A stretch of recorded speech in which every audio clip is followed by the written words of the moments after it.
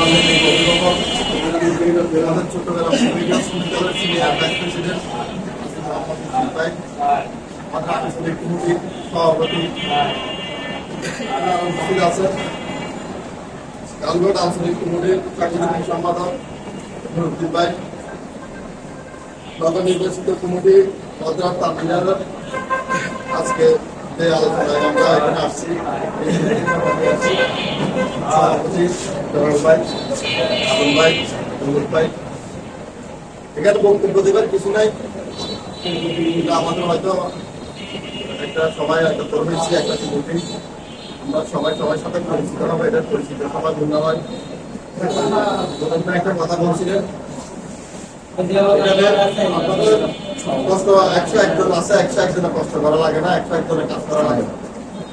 আপনারা 100 জনের 60 জন সদস্য আছেন, 40 জন আপনাদের সিনিয়র পর্যায়ে নেতৃবৃন্দ আছেন,